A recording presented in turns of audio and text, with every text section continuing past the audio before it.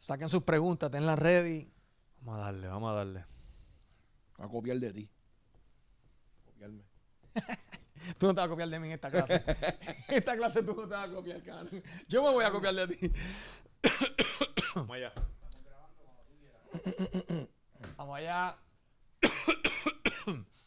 3, 2, 1. Okay. We have a legend. ¿Está hablando en inglés, loco? Yeah, Pero yeah. ¿por qué en inglés? Yes, because we have a legend in the building.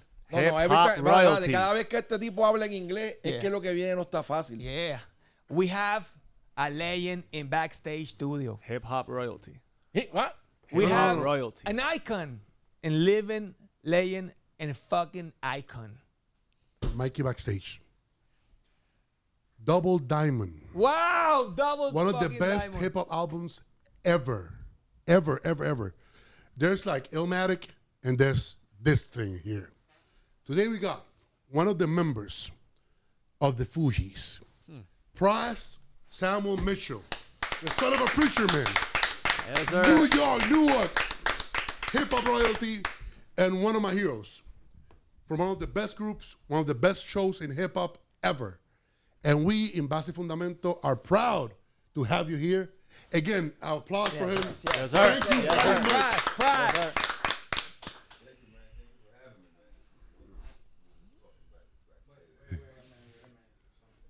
What happened? No. You never do that. Like, wait a minute, what the fuck? Why today, man? Yo. We didn't do that with Tempo, and we didn't do that with Don Omar. Okay. Ya está. Hablado. 3, 2, 1. Yes, sir. Pras in the building. Thank you. Welcome. Thanks for having me, man. It's great to be here. I'm excited. All right. Okay. I don't know how to start this conversation. I don't know how to start this interview. This is Base Fundamento. All 5 in this set are we love history. That's why we're gonna talk about history today. Better. Okay. You are from Jersey, right? Well, born in Brooklyn. From lived Brooklyn. in Jersey. But your hip hop and your music career started in New Jersey. Yeah. That's true. Yeah. How hard was it being from Jersey? Normally rappers were from the Bronx, Brooklyn, Philadelphia. How hard was being from Jersey and getting on the scene? Yeah, back then it was very difficult because it's not like what it is today where you can just independently do anything you want, right? Back then, it was only like a couple major record companies and you had to be Michael Jackson, George Michael, Whitney Houston. And if you was hip hop, it was obviously Run DMC. From Jersey, we had Naughty by Nature that was blowing up. Redman started to take off. I knew Latifah because I knew her manager. Her manager to this day, this guy named Shakim, Haitian guy. So we kind of like all grew up in the same neighborhood. And you have Bruce Springsteen, obviously, rock and roll guy. So when we came on, it was very difficult because we were weird to what hip hop was considered at that time. Because it was like singing, it was instruments, it was Caribbean, Latin influence. It was a fusion, and then you had obviously Lauryn Hill being, Motown, soulful, and you got these guys.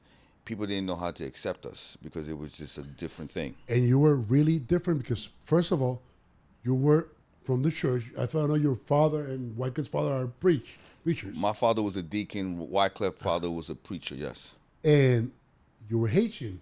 Yeah.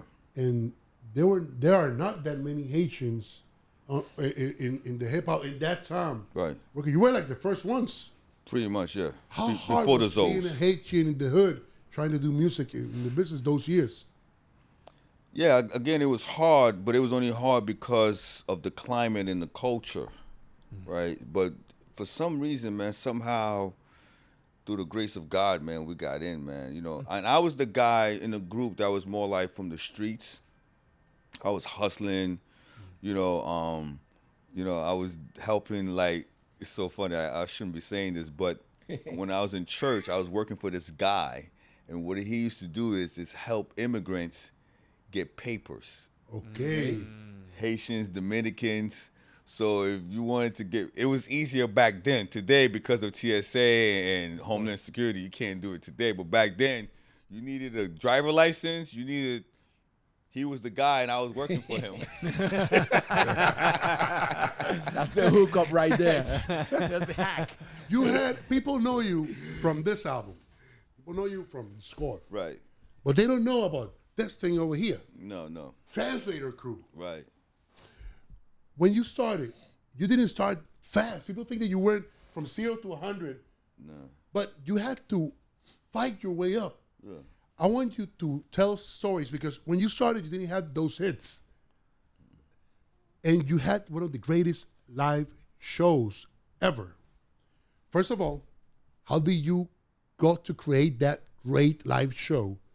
And how many times you got in trouble for doing the things you did in live with other artists? Well, when we grew up, so when I was growing up, I met Wyclef when I was a kid in the church. So, I came from my mother came from one of the biggest gospel choirs in the church. And Wyclef was super talented. He played guitar and everything. He was from a different church. And one of the main lead singers of the gospel my mom sung with, Wyclef was a big fan of that person. He was like our Bob Marley in Haiti, I guess, right? Okay. And so one day, and I don't know what I was doing in my life at the time, but I was like the hustler, right? So one day they had the battle of all the gospel Haitian church in the tri-state area. So that's New York, New Jersey, Connecticut. And so my mom gospel band was in the competition, and I was playing the trumpet, right? And so Wyclef band was also competing. And so Wyclef saw me, we were kids, I must have been like 13, 12 years old. Wyclef saw me playing the trumpet, and then I got on my knees, and then I went to the back of the church where all the kids were at, because we didn't want to sit in the church, whatever. And Wyclef came to me, and he goes, "Yo, you the illest, because that was some horrible trumpet playing you was doing. But I don't know how you got on that stage to play it, right?" And he's like, "Yo, I need to fuck with you, boy." And that's how we became friends. Okay. Cause You were so bad. I was so bad. He was like, "Yo, you the illest hustle, B. Like, Right. your hustling is crazy." Because he couldn't understand how I'm playing with this iconic gospel band. Right. He was like, "Yo, how you doing that? You can't even play." So his hustling, he got it from you. Yeah, so then he had his own little rap group. Okay. And then I got inspired by him because I was younger than him. He's 3 years older than me. I'm 11, 12, and Wyclef is like 15, 16. I'm not in high school yet. Right. I'm in the 8th grade. But we became best friends. So then I saw him doing hip hop. I saw him battling like in the whole East Orange, New Jersey area, like battling Redman, Tretch, before they became big. And they're insane. They're insane. But They're this is insane. we used to have like what they call competition, like little like competition, little rap groups and things like that. But Wyclef had this crazy style. He had that reggae type of vibe where he'd be like John Malman Coleman, something like cool. But nobody knew what it was back then because dancehall was just coming up. Yeah. It just sounded sexy. And so he started rapping. He was dope at battling. And then he goes into that. People will love it. And I was like, "Yo, I want to be like that. I want to be like that." Anyway, make a long story short, he had his own group. Then when I got into high school, I went to a high school in the hood, down the street from Redman's High School in Newark. But the high school was really bad, so my mom took me out of there and made me go live in the suburbs with my uncle. So I went to this school called Columbia, and I started a group there, me and 2 girls. And Lauren Hill was one of the girls, right? Yeah. And so then, make a long story short, I met this guy named Khalis Bayan from Cool in the Gang, right? I was about to ask you that. Yeah. What have to do Cool and again with the real formation of the Fugees? So what happened was, when I went to the high school in the suburbs, there wasn't that many black kids there. So I came from the hood, but I was kind of like a little bit refined. Even though I came from the hood, but I wasn't a hood dude. Right. So everybody, all the black kids were a little bit fearful because they were like, "Oh, he's from the hood." So I was getting kind of like respect for like just coming from the hood, because I wasn't a suburban kid, right? Right. So anyway, there was this girl that was in love with me, who's the daughter of Khalis, and she was dating the captain of the football team. I wasn't into her. And one day she comes to me, she says, I'm going to introduce you to my father. I haven't even done that for my own boyfriend, who's a rapper. She says, but he's going to change your life. I was looking at her like, what? Anyway, I met the dad. So it was me, Lauryn Hill. She was in the 8th grade at the time, because she's 3 years younger than me. That's before 6-track and everything. That's before everything. Okay. Okay. And so one day, Wyclef gave me one of his songs that he wasn't going to use because he broke away from his band. He's going solo now on his own. Okay. And so me, the guy from the Cool Gang, and these two girls were trying to put the song together. Wyclef comes in to help put the song together. And me and Clef performed before in the church, and we did a couple talent shows. That's what it's called, talent shows. And the guy looked at us. He was like, yo, this is the group. You and the two. So it was me, Wyclef, Lauren, and this other girl named Marcy. Marcy. If you think Lauryn Hill's incredible, Marcy is better than the Lawrence. He sang her heart out. And Marcy was Prince meets Mariah Carey. what? Coach. She Prince? played 12 instruments, harp, guitar, bass, flute, and she sung like Mariah Carey that high and sung like Prince that low.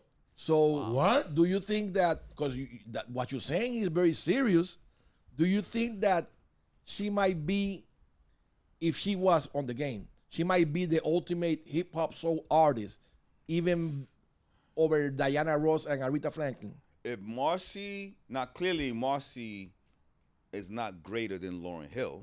Clearly that. I'm talking about had we all started at the same time. Yes. Right. In terms of talent. Right, and then we all evolve at the same time, which she would have killed everything moving, Wow. period. And what happened?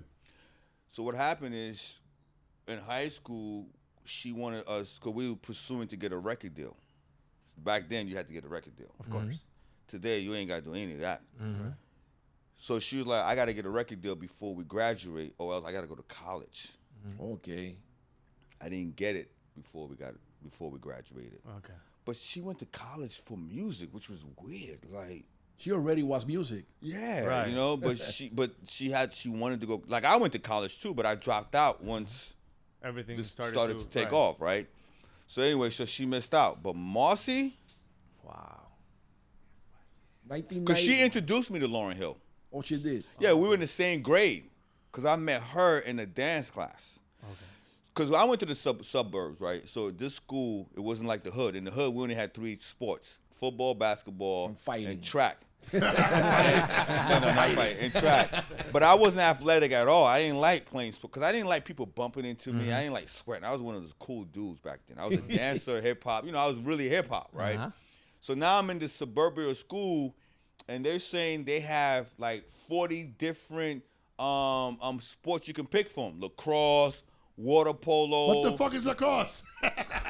You know, right. I was like, what?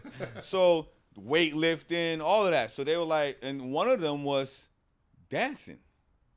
Right. I said, dance class? She said, yeah. She said, oh no, you're not gonna like that. There's only women in there, and most guys don't like it. I said, no, this is it for me. There's yo. many, Because there's I a lot of women. women over there. lot of I mean, women, you like- have to go. And I like the dance. Learn to do something. Yo, this is Cha-cha-cha or it, something. man. Sign me up. I need it. Oh no, you know what? Here's what happened. It's crazy. So here's what happened. First, I was like, oh, let me go do basketball. Okay. So I go to first day of the basketball class, and the coach had us lined up. Right? And I didn't know this. It wasn't my fault. So, and I was one of the shortest one, because I was one of 6 feet. So he wanted everybody to run down the court, because he wanted to see like your athleticism, whatever. So he threw the ball at me. He said, run down the court. And I ran down the court. And the dude started going crazy, because he used to be in the military. He started yelling and going crazy. He says, don't ever step foot in my court. If you do, I will have you flunk and kicked out of the school. And I was like, yo, why are you so angry? You told me to run down the court. And I didn't understand it. And one of the kids was like, you were supposed to dribble the ball. Translator Crew came out 1994. I used to live in the Bronx at that moment. I was a witness when that single came out, Nappy Heads, with the remix from Salam Remy. Yeah. How you guys survived specifically 1994 with too many albums like Illmatic from Nas, Hard to Earn from Gangstar, Jeru the Damager, KRS-One, Curious George, Wu-Tang Clan, Ice Cubes, Snoop. How did you survive 1994 with that album, which wasn't a biggest impact, but actually you took advantage of all those great rappers at that moment, and you did something to stand out? This is NBA league. This is MLB league. Yeah, I know. This is yeah. This is Jordan era. Well, basically, there's two things that we had going for ourselves. Three, I would say. One is we had a lethal showmanship. Our show was great because we had the live band at the time, right? Two, we had Lauryn Hill. She was a nuclear force. I can't even lie to you. And, you know, three, we were very creative. Now, the record company didn't know what to do with us. So they were like, we was this close from getting dropped. But we met Salam, one of our product manager. He loved us, but he was like, yo, you guys ain't got no hits, man. You need hits. Cypress Hill. So he said, I'm going to bring you guys to a producer and see if he can fix you. Because Salam was producing everybody at that time. Yes. Right? And Salam liked us, and he did the remix to the original Nappy Heads, which is this one right here that you saw, the Mona Lisa version. And Funkmaster Flex started to play it because Salam knew Flex, and it just caught on, man, and that saved us. And then the record company was like, man, if you guys can figure out your show and put it into the next album, then you got something. And then we went to work. The first record we recorded on the score was Fugees. Fat Joe passed on the beat.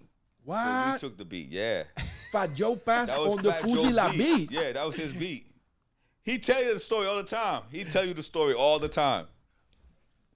Okay, before going to the score, because we got to talk to us about the score. When you do that show, you got in a lot of messes with different people. What happened with Biggie and Puffy, and what happened with KRS-One? So what we used to do in our show is, because we didn't have a hit, we would take the hottest record that we liked, and we would remix it ourselves live. But what happened is back then, But you got with big dudes and people that were... That's when it comes the hustle part. yeah, the other one, we was like, yo, and back then, what happened is, because they used to put artists together, different labels, because hip-hop wasn't that big where you can now do anything on your own. Right. So they package us together. So they figure, oh, Fugees interesting, Nas, and let's put Biggie. Or Ice Cube, Fugees. I did like 4 or 5 shows with Biggie, God bless his soul. And every time, man, I used to get in beef with Puff, because Puff was like, yo, what the fuck are y'all doing? So we'll go on, it was all a dream. Fugees in the and Puff be like, yo, what the fuck are you doing? That's what we used to do, man. We got in trouble with Puff. We got in trouble with KRS-One over that. And then, you know, the great thing is, once we did Fugees, obviously, you know, I never forget that, man, when it went gold, man. It was just like, now we could do our own record, you know. It was good. But you fought with BDP. Yeah, we got into a fight on stage. On stage? Yeah, because Kenny Parker, so we on stage performing, and we come on. The way our show was, Clef would come on first and introduce the crowd. He got this band, and he's doing dropping hot records, just playing it, but he's playing with his guitar along with the songs, right? And then he introduced us. So, like, Lauren would come on, and then I come on last. And so once I come on, the show starts. but we only got one record. That's the Mona Lisa record. So we saving that for the end. Right. But we still got to do a 30-minute show, right? Of course. So then what we did was, dun, dun, dun, dun, dun, dun, dun, dun, The bridge is over. The bridge is over. 1, 2, 3. The crew is called Refugee. And The now, crew is now called Lauren B- is B- doing B- that, E. and I'm standing there, and I see Kenny go, yo, you see this shit? Yeah, because So- that was KRS-One. That's Girls' biggest record, obviously. So Kenny comes on stage. He bring his crew. Now, if you've seen this video in the background, my drummer's in this video. The guy playing the drum, his name was Johnny Watt. He's big. And he's from the hood. So they love this. They're ready to get into fight now. So Johnny gets off the drums, you know, and the road manager, Hassan, coming on, Kenny's coming on, and we kind of like bumped into each other. Like, it wasn't no real fist storm, but it was about to go there. Then KRS-One came on and stopped it. He's like, Stop listen. the violence. He said, yo, I love the Fugees. He was saying that on the mic. He says, if they want to use my record paying homage, let them. He said, DJ, drop the record. And he did. The crowd went crazy. KRS-One was famous for dropping niggas off stage. Yeah. He's really famous. He went to a PM Don's show because PM Don dissed him. Yup. He went to his concert, threw him off the stage, and then rocked for a half an hour. Yeah. So, KRS-One going on stage to your show is really, in those years, it was, you had a problem. Real pressure. No, but I think you have to tell us like how the name of Fugees came to the game, because you're telling me like you already was in that point of your life, of your career, Fugees, but how do you guys like set up that? So when we came together, we was trying to come up with a name. And so basically, we was coming up with a bunch of names, and I said refugees. And the reason I said refugees is because I remember growing up in New York, New Jersey, where if you were Haitian, it was bad back then. You know, Haitians had it bad, you know.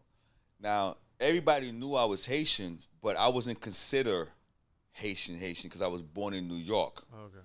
And so I would always wear, you know, I had the fly gears, the latest fashion, because even though I was Haitian, whatever, but, you know, I was American. Mm-hmm. So the kids didn't really fuck with me. Plus, I was doing talent shows. So I was somewhat popular, right? Uh-huh. But the other Haitian kids couldn't go to school at 2-3 months at a time because they were beating up the Haitian, telling them go back, banana boats, whatever. So when we came up with the name Refugees, then we was like, well, refugees sound a little bit too limited. So we took the R-E out, and that's how we became the Fugees. And the reason it says translated crew in the very beginning, because the first record, remember I told you Wyclef gave me a record? It was a record that he would rap in different languages. Spanish was one of them. And so we call ourselves the translated crew because of that. We never put the record out, and then we just dropped the translated crew, kept the Fugees. But you made songs in different languages too. In Wyclef's record, he had songs in his native language. He had songs in Spanish. He had songs in Celia Cruz. Yeah. You always done that. I want to ask you one thing. What happened with Enya? Well, what happened with Enya is we sample. Everybody know the record. They don't know Enya, but they know the song "Ready or Not." That's the Enya sample. The doo-doo-doo-doo. So Clef is the one that produced that record. And I remember one time Clef come to me like, "Yo, what we need to do? We got to clear it, right?" But we knew she was, because Enya lived in, I think she lived in Iceland or Ireland somewhere, very secluded, isolated, and we knew she didn't want to clear the record. So we just say, "Yo, if the album doesn't blow up, then it doesn't matter. She's not going to hear it. Right. If the album blow up, then yeah, maybe she's still not going to hear it." The record went #1 in Ireland, bro. Oh, wow. He went #1 everywhere. Everywhere, basically, but Ireland in particular. Right. So obviously Warner Brothers Publishing came after us, and we paid the sample with it. A lot of money. It cost us $5 million. $5 million. For a that sample. For a sample, yeah. That's the way it is. You have to pay your dues sometimes. But I want to go back to 1994. Predator, let's keep it 1994. 1994 is the year. It's the year of hip hop. 94.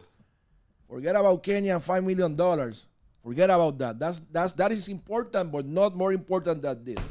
What happened in Quad Studios, New York City, 1994, when you pick up Tupac Shakur? Oof. Ooh, wow. How you know about that? I Because told you. you're I told you. Fundamento. I told you at the beginning. I am a hip hop historian, like from the So- Ghetto Brothers, Black Space, Seven Immortals, all the way What's to. up with that, man? What's up with So, look, Pac and I were, I would say, relatively cool friends, right? So I used to hang out with him, whatever. But obviously, it's weird that I would hang out with him because technically I'm a Fugees. I read Fugees. And this is Pac, like, gangster, right? But Right. we were cool. We met in L.A. at this Jamaican restaurant at the time called Cooley. And I think he was dating either Rashida Jones, Quincy Jones' daughter, or Jada. I think I met him with Jada. I don't remember, but it was one of those girls, right? And we just became cool. And so, growing up also, I was cool with some of these gangsters, particularly these Haitian gangsters. One of them being Jimmy Henchman, and another one being Haitian Jack, right? So I didn't know they met Pac before me, okay? And so there were things that was happening that I didn't know about. But that day, when I was with Pac, before he was going to Quad, he was going to Quad to go record a record for one of Jimmy Henchman's artists. Okay. And we didn't have phones back then. We had beepers. Pagers. Pagers. And so Wyclef paged me, said, yo, we got to go to the studio because Mario Van Peebles was doing this movie called Black Panther. Yeah, I remember. And they wanted the Fugees. He was a Fugees fan, even though we didn't have no hit record. So they were like, yo, do a song for the soundtrack. I get also a page from Jimmy Henchman where he said, if you were old dude, don't come to the studio. I didn't know what that meant, but I wasn't able to go to the studio anyway because I had to go to Jersey. Gotta work. Yeah. Right. And that's when the whole incident happened. The studio with Pac shot 5 times, all that whole. How was the vibe like? Because that's I mean, I don't try to sound like a stupid question, but how was the vibe like? Did you feel tension during the day? You think that something's gonna happen? I wasn't thinking about it like that because the danger were the people that I was around. You know, so you don't think about it. You don't realize it till afterwards. You're like, wow. Because I was with Tupac also. That I'll never forget it. It was that Wednesday at Radio City Hall. Okay.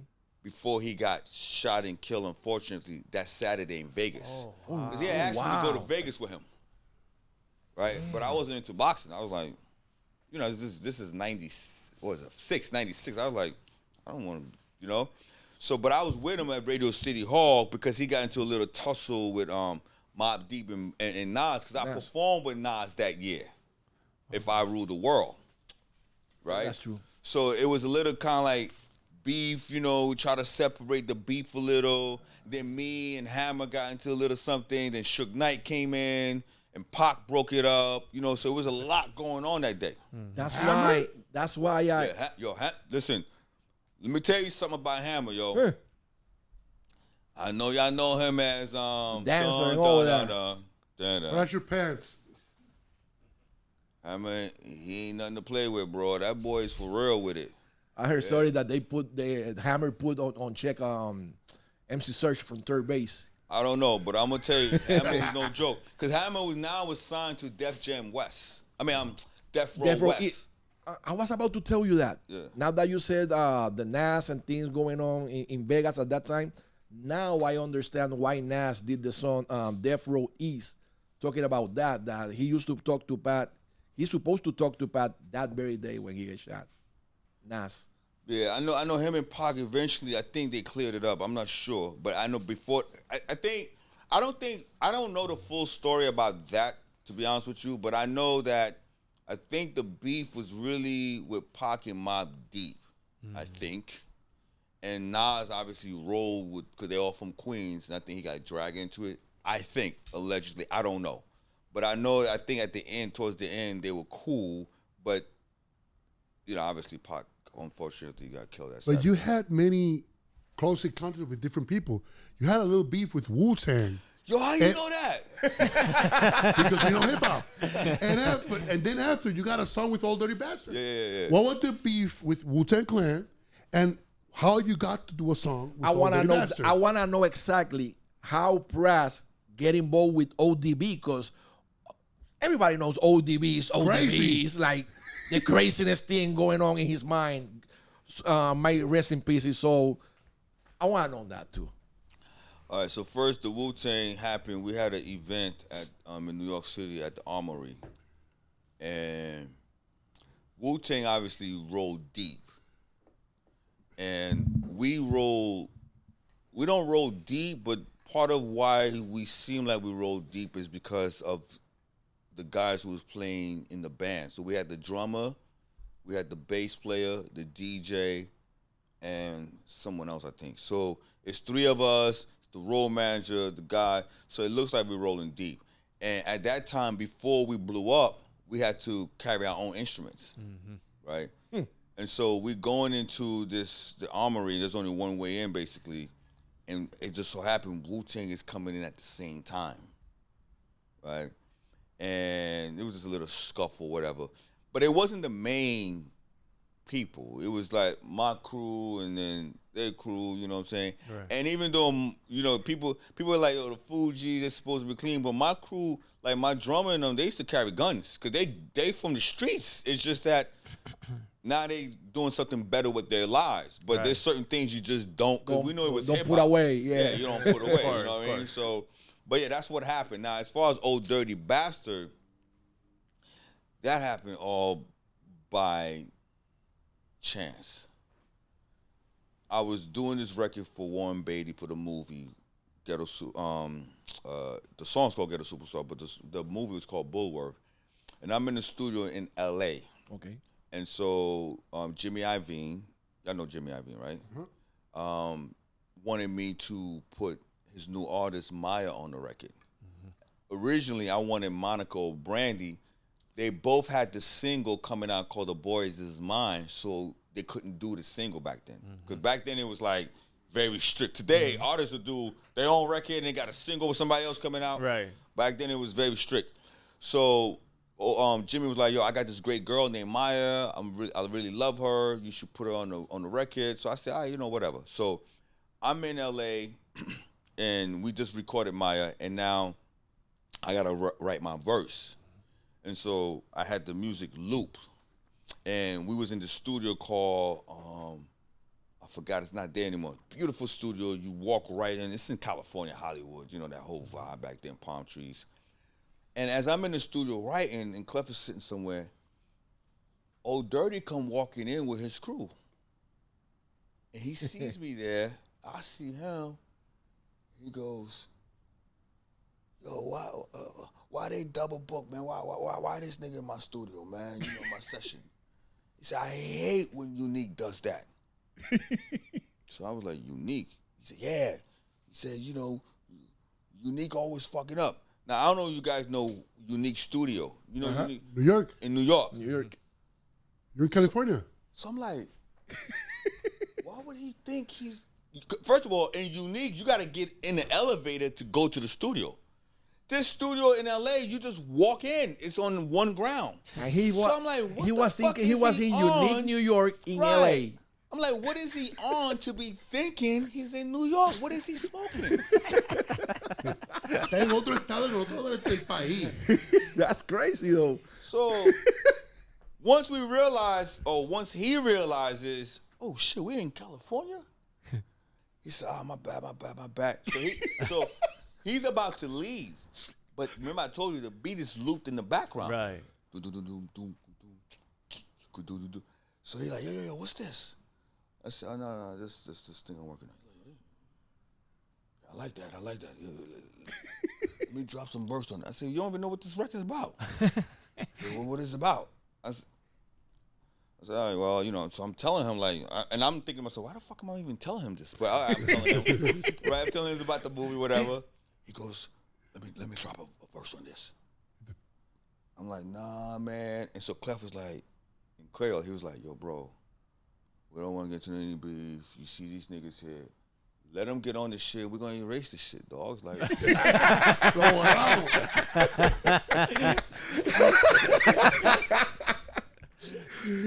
who was willing to pay that studio time, regardless? right.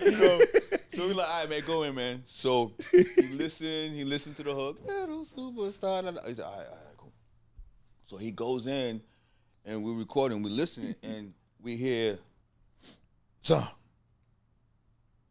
dad, Day? No, I don't do that. Dad. So we're like, what the fuck's going on here? And then he goes, after he's done that take, he said, give me another take. So the engineer was like, wait, you want to keep what you just... Because it was nothing. It was just... Right. He said, yeah, give me another take. Just gibberish. And then he goes, Zay, at a way? I don't care. Okay. It's not that.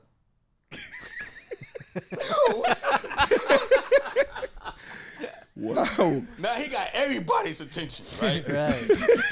Then the third take, he let the whole record play to the end of the hook, and he go, yeah.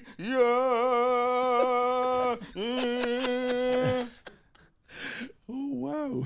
He said, all right, give me another take.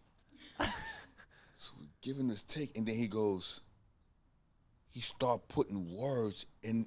Basically, what he did was, normally you lay the verse, you put the ad-libs or the candy, Right.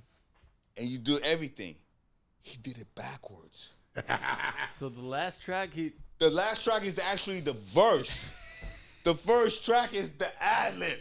How you managed to do that? Yo, I was blown. I swear to God, after he did that, he walked out. He didn't even say anything, right? He don't even listen to it. He didn't even listen to it. He left. I looked at Clef. I was like, this is going to be a #1 record, man. He said, why you say that? I said, did you just witness what just happened here? It was dude, it's similar to, and I know this is going to sound crazy. My publicist sent us here. right. My man goes in, dude's like, it's a law office. He's like, fuck, there's nothing here. So he's going back and forth with the publicist, like, yo, we here. She's like, no, this is the address. And we get mad at the driver because we think the driver brought us to the wrong place. And we sit in the car for 15 minutes, like, I'm like, E, man, get the address, man, so we can get where we need to get to, right? Then this dude come walking by in the 98 degrees with a Fuji jacket. We like, we need to follow this dude because he must be where we need to go, yo. Yo estoy pasando porque... So he was the pin location. Con un jacket No, he was the pin location. He was the pin location. So this like weird shit like that happened to me. So going back to Old Dirty, I was like, yo, bro, I've never witnessed that before in my bro, I swear to God. It was like, yo, whoa, seamlessly. I mean, that to this day, is that the weirdest, like the No, craziest story? besides in the 98 studio? degrees I and got a lot of jacket. crazy story, but Like in the studio, in the like in the studio, no, I session. got a lot of other crazy studio. Like I was there when Big did Who Shot You. You was there? Oh, he was. How was the bite? One take. Nah. What? Yeah, he did that shit in one take. Who shot ya? One Please tell that story, please. take, bro. That's crazy. Why you was there? Off the head. I told you, like, I was one of those guys, like, I'll hang around. I knew Puff, but I wasn't really part of the crew. I just happened to just go there, you know what I mean? Like, it was mad people there. Bro, let me tell you something. When Big got in the studio, it was like a small booth. He's big, and he breathes hard, and he's like, and the beat comes on, it's knocking, right? And he like, yeah. Like, you heard the ad-libs, everything. Yeah, turn my music up, boom. And he going, who shot you? Separate the weak. And every bar, everybody's going crazy, like, what? No, yo, what? Like, yo, bro, one take. That was one take. One take. That's And how was that final? Like when he finished And what- walked out. everybody was like, Bro, it was. I can't even. You know, let me put it like this to you. It was a time. So when you talk about hip hop, right? So obviously you have the pioneers, the '80s. That's the pioneers, and there was great moments because it was exciting for us coming up as kids. Now living those moments, the '90s to me was a little bit different because I feel like the '90s was kind of like the all-stars of hip-hop.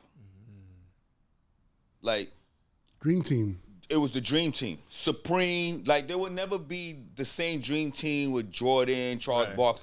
That's never, I don't care who's playing, when, how. I don't care if these athletes can fly and dunk. That moment would, so it's like the same thing. It was one of those moments, man, in hip-hop, like I would say a good 4-year stretch where you was happy just to be alive, man. It was just, it wasn't about the money. It was just about like when Biggie freestyle over Ready or Not on Hot 97, right? And I never forget, man, the last time I saw Biggie, we did a show in Miami called Winterfest, I think it was called. It was us, Biggie, Wu-Tang, all that. And I went to his hotel room, and I remember, because that's when the score first came out, and I remember Biggie saying,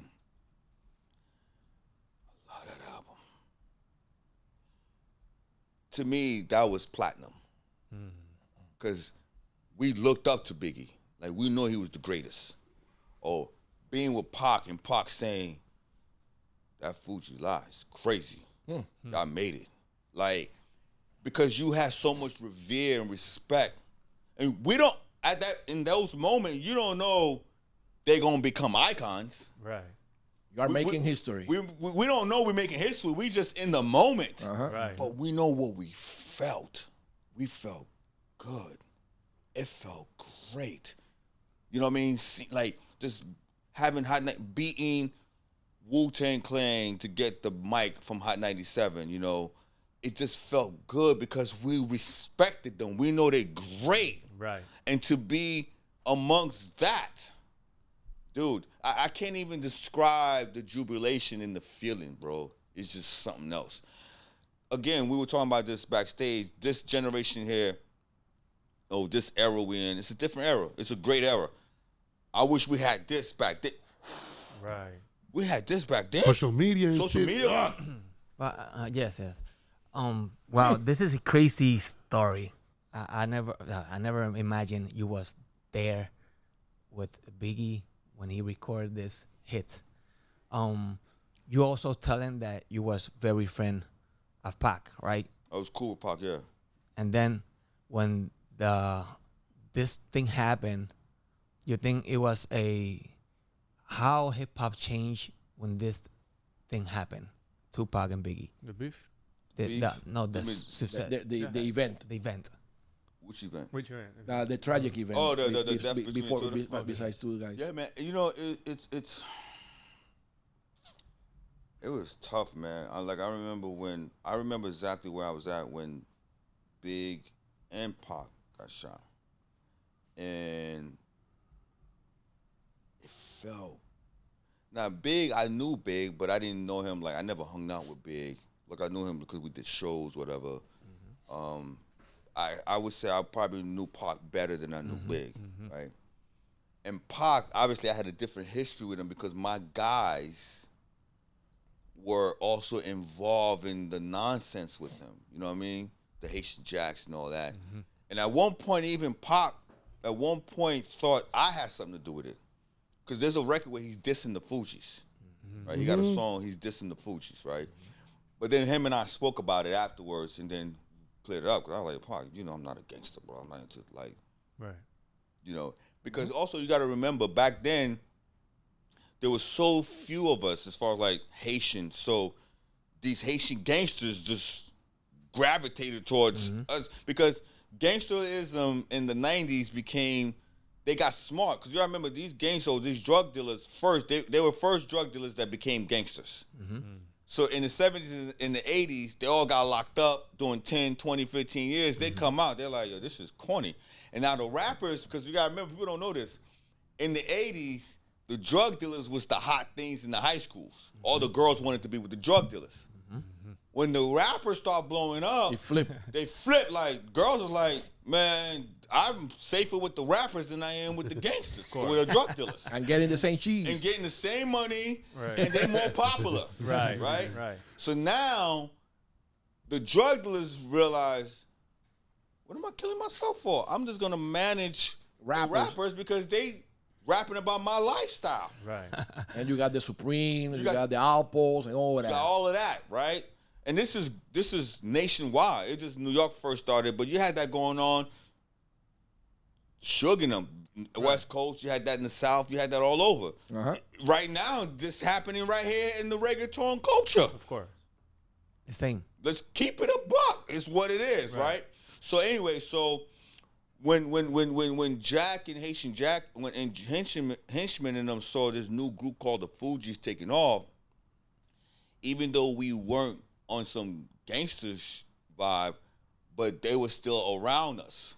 Well, around me in particular. I was more the street guy, right? Clef was more like the church, and obviously Lauren's not dealing with that nonsense.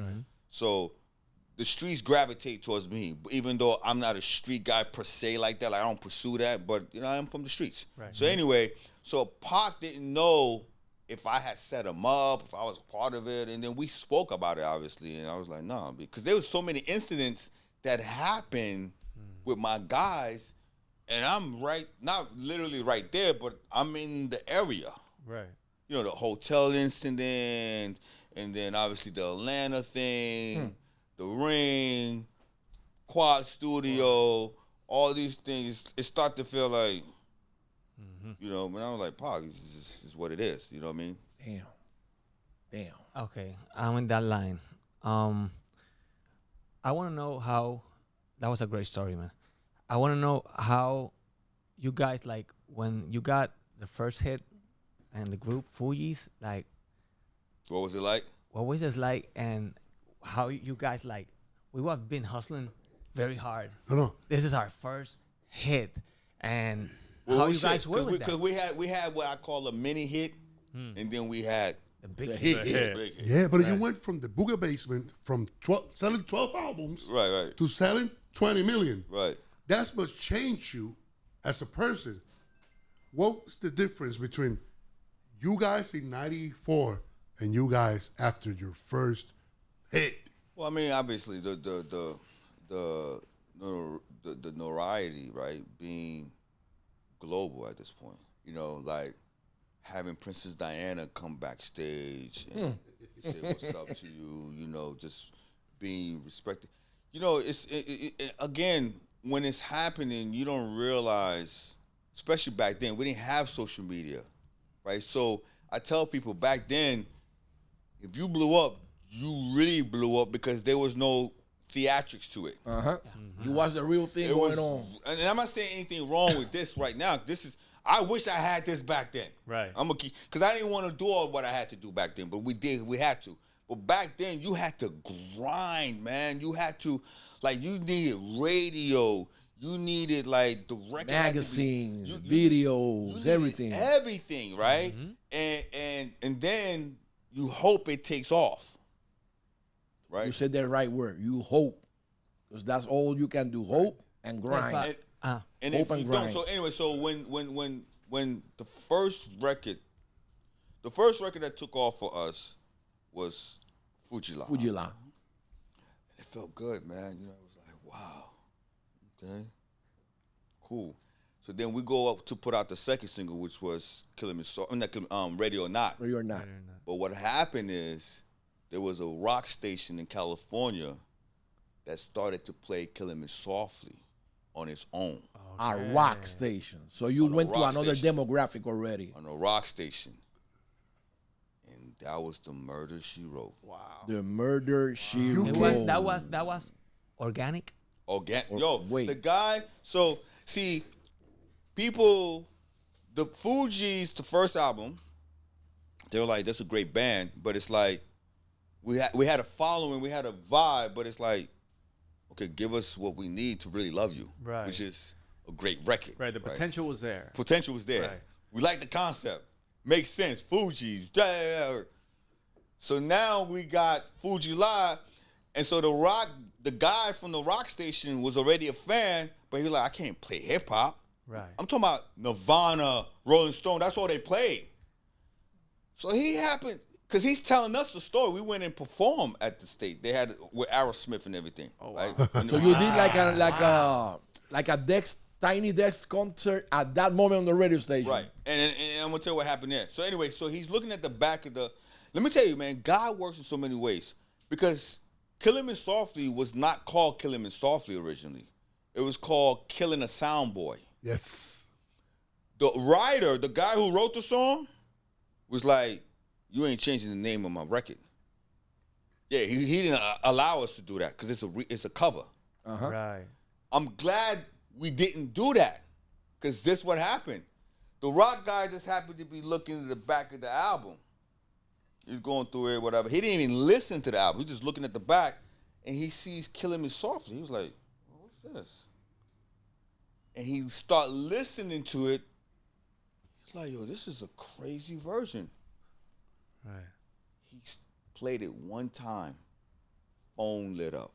Wow. And the programmer at the station was like, if the people want it, play it.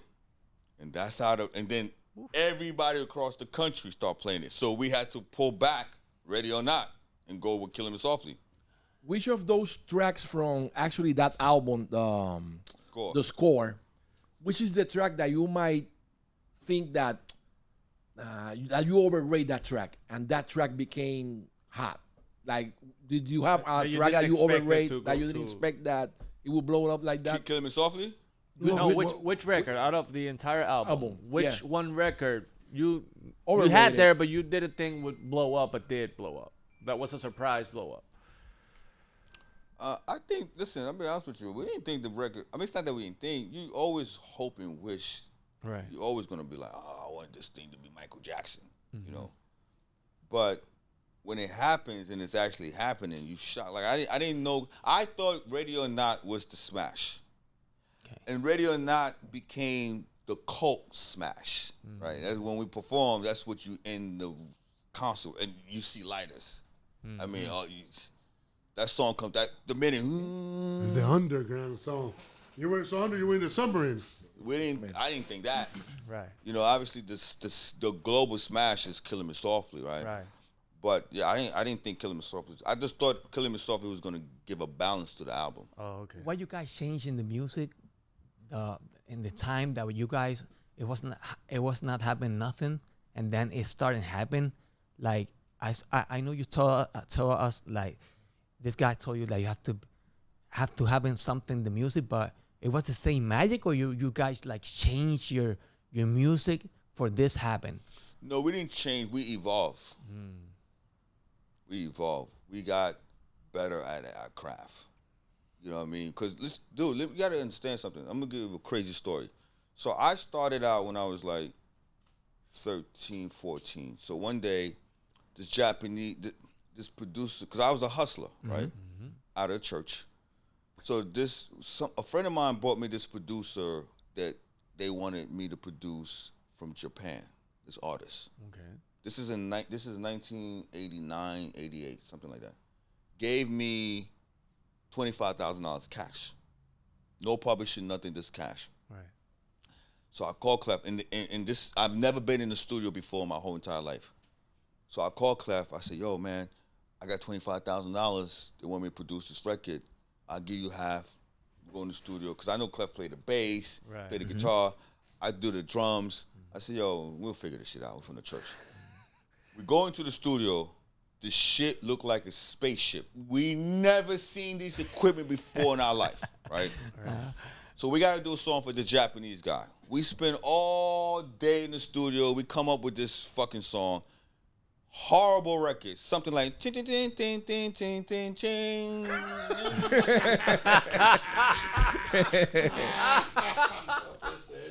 Absolutely stereotypical. It was horrible, B. The dude loved it, did his thing, go on with our life, whatever. Fugees blow up. 96. We go do a show in Japan.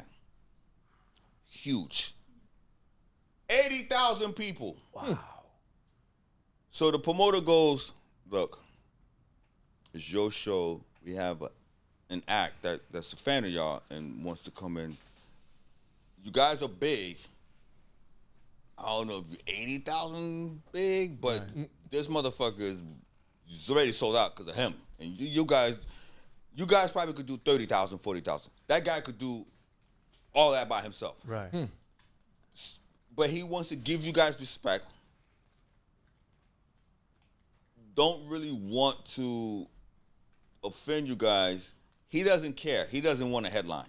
He want to respect you guys. You come into his home. Well, I'm just letting you guys know he's a beast. He's the Michael Jackson of Japan. So we're like, we don't give a fuck. Whatever y'all want to do, whatever. Boom. The guy's like, listen, man, I respect these guys. I'm going to go on before them. Wow. So, we get to the show early, me and Clef, whatever. So the guy wants to meet us after his show. He goes and performs. He's doing his thing, crowd. Like, I don't even know how to explain who he was. The biggest you could think of reggaeton, like coming in there, 80,000 people, crowd going crazy, whatever. And then he performed this one song at the end of the song, right? People are passing out. The song is the bullshit song. No.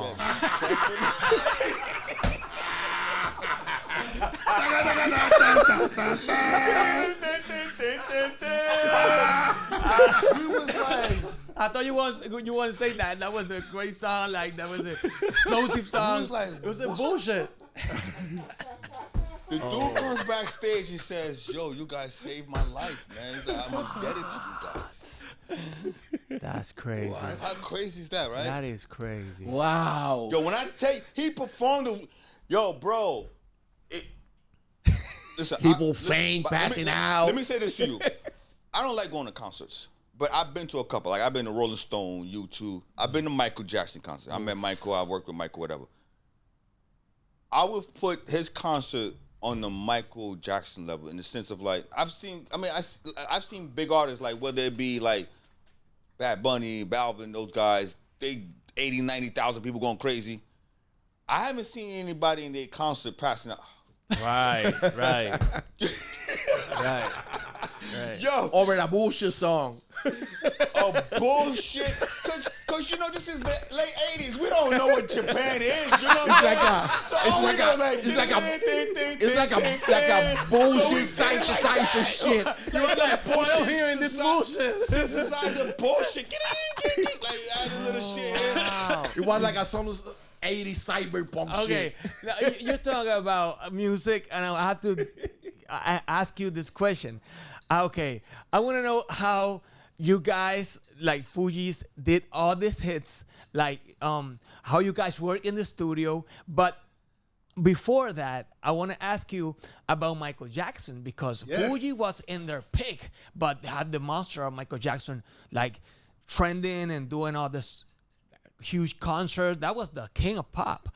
How you guys, like, you guys never said like, we have to collaborate or just work, or we have to pasarle el rolo, how we say in Puerto Rico. Go over him. Go over him. Nah, nobody's gonna ever go over Michael Jackson. Right.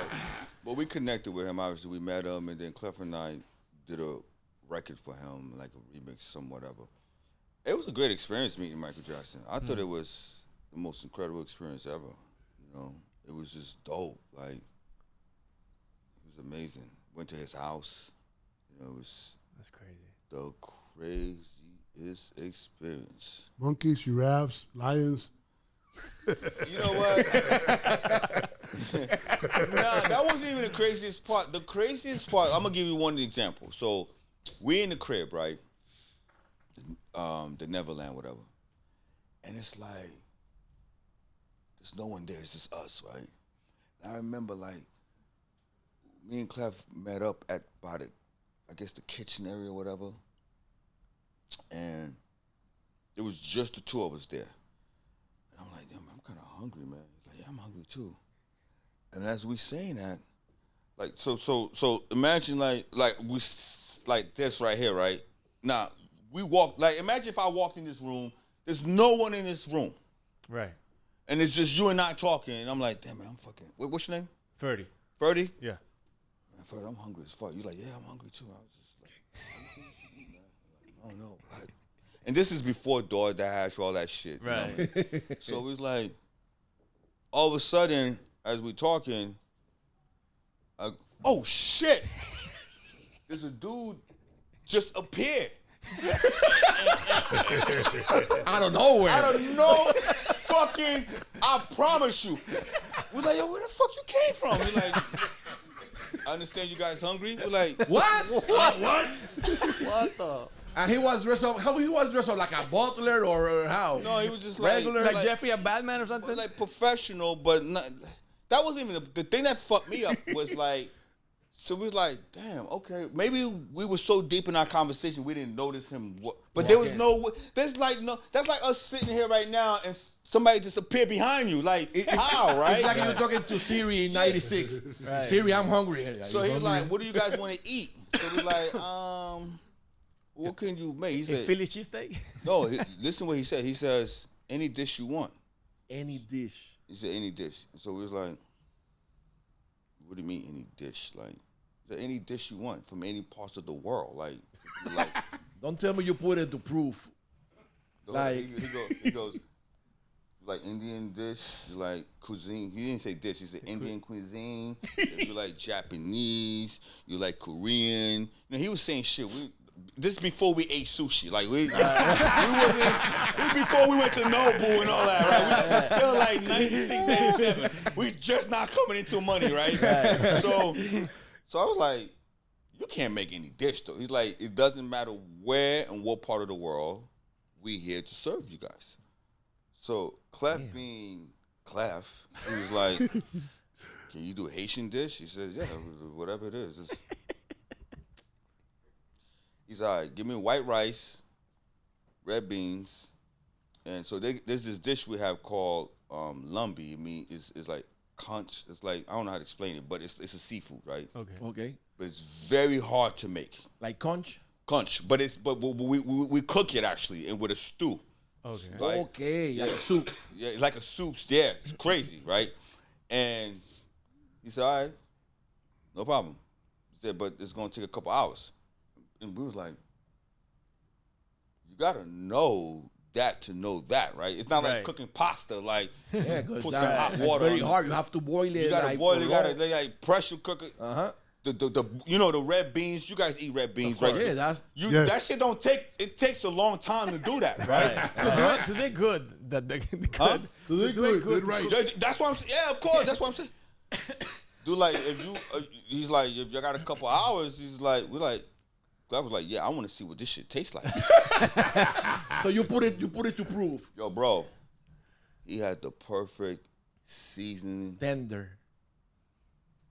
I was there for 3 days, bro. I'm telling you, the shit I saw at that house, it was the craziest shit ever. And I don't know if I was being watched. I don't know what it was. Like, for example, it's so funny at nighttime. So after we ate the dish, it was great. One last thing. I remember I went into the kitchen to grab something. Like, they had everything. Anything you want, Oreo cookies, whatever. I grabbed some cookies. Graham crackers, that's what I love graham crackers. I had graham crackers, whatever. And you know how when you take something and so, like, my phone was like this, right? So, I left it on the counter, like, and I'm a very OCD guy. You know, I'm eating my crackers, whatever, and I just take a napkin, like, take the crumbs, whatever, to go put. When I go back, the crackers was back in this. And there was no one there, bro. Yo, I'm not even making this shit up. Yo, it was no one around. I had to keep this shit to my. Yo, man, I'm gonna tell you how crazy it was. I kept all this shit to myself till we head into the airport. And Clef was like, "You good, man?" I said, "Yeah, man, I'm cool." He's like, "Yo, what's that?" I said, "Yo, there's some weird shit happening." You feel like you were in a haunted mansion? I was like, I don't want to say, because I didn't want him to think I was like Crazy, right. crazy, whatever. He said, "Yo, did you the bathroom shit too? I said, yeah. Yo, that happened to you too? He said, yeah. He said, oh, I thought it was just me. I said, no, this is me too, man. I didn't know. Bro, it was like that. Wow. People follow you. It's haunted. But we don't see what's happening. Like, you know how you take a shower? Yeah. Right. I get out the shower. I go in the room to put on my clothes. I come back. The whole shit's dried up. Everything. Like, wow. I don't know where what, bro. Let me tell you something. I would be worried. I would be worried for real. I was like, oh, man. But I mean, it's Michael. You know what I mean? It's but I don't anyway. know. I don't know if you can say this, but what you guys was doing there, like business, you going to do a Oh no, we did the remix for Michael Jackson. Blood on the Dance Floor. Yes. the remix. Yeah. You even made.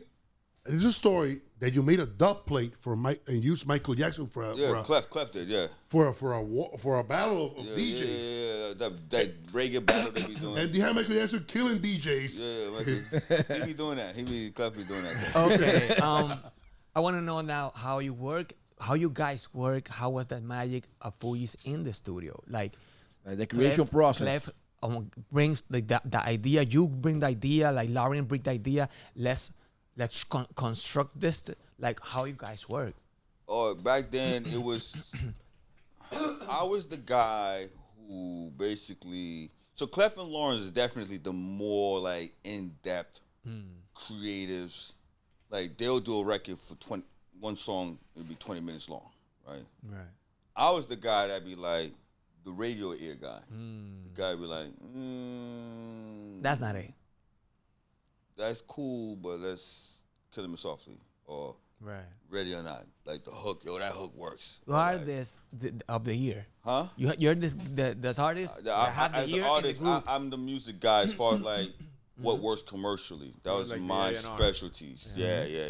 Like when we did like Ghetto Superstar, Hips Don't Lie, Maria, I'm all involved with those records. Like, Right. yo, this is, you know what I'm saying too?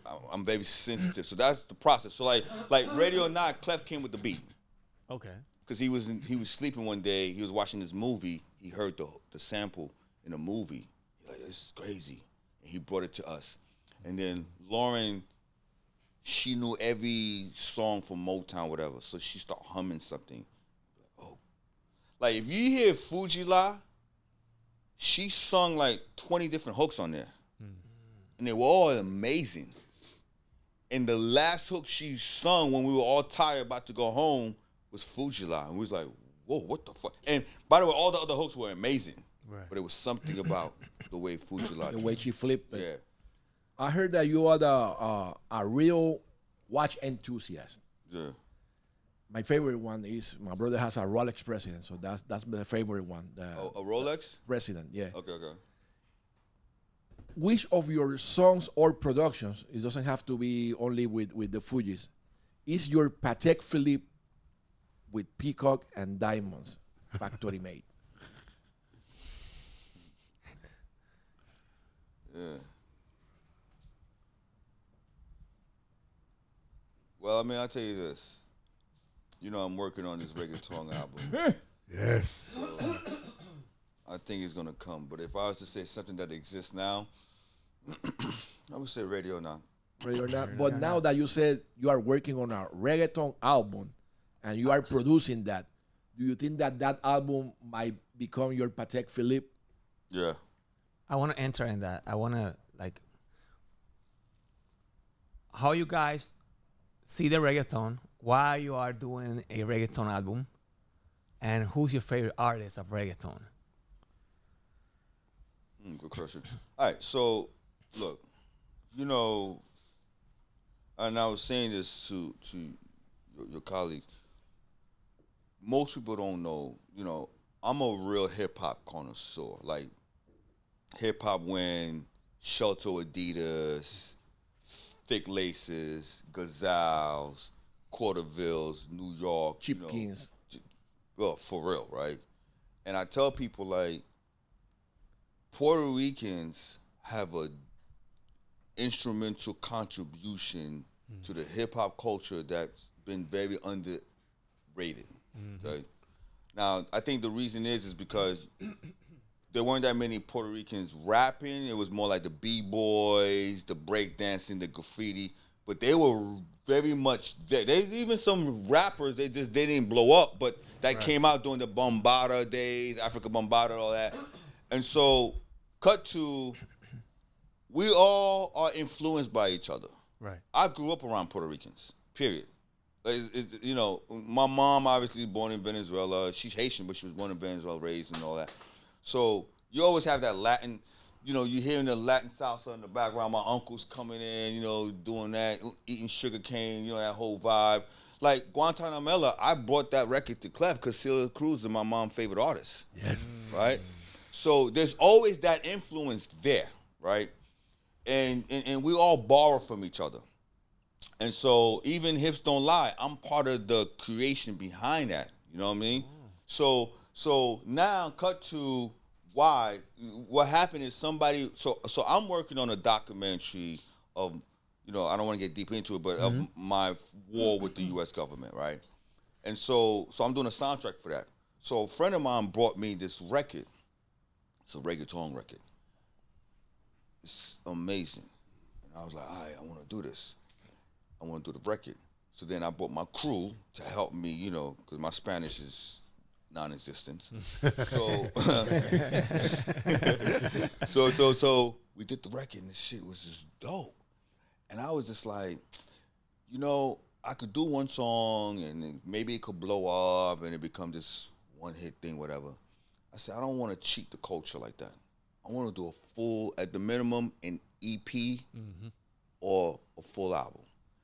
And it was just like, now getting trained, learning my Spanish, you know, learning the words. Because obviously I'm influenced by the culture. You know, like, look, before I dive deep into it, clearly I'm aware of what's going on in the background in the reggaeton world, obviously, right? Like, you just know the obvious. The Karol G's, the Becca G's, Bunnies, the Dial, all that. You know Don Omar. You know these obvious, right?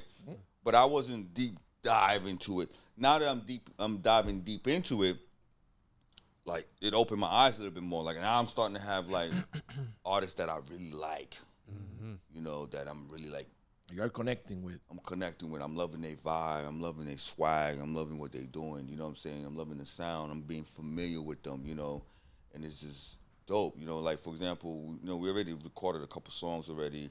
We're doing a song right now with Don Omar, probably Eva Queen. What's that? My favorite record with Dial that's on that record. Yango Flow. I did a song with Yango Flow. Yo, B, that record is fucking amazing, bro. It's crazy. You know, Jordy coming. Oh, Jordy Boy. You have Jordy there. You have a good reggaeton album there. You know what? I'm gonna be honest with you. Jordy Boy, though. Listen, I'm gonna be real with you. And I'm not trying to be funny when I say this. This probably going to be one of my best work. Only reason I'm saying this is because I've really been inspired by this, man. Like, it's just the energy. And you know what's crazy? Like, who I'm collaborating with. Like, for example, I'm collaborating with my guys. You know, my man who's making sure my Spanish is right. My man's 16, but he's Dominican, right? Right. Which is, you know, them Dominicans and their Spanish is kind of crazy. But, you know what I'm saying? It's different. Definitely different. It's unique. It's unique. It is. Unique. Definitely unique.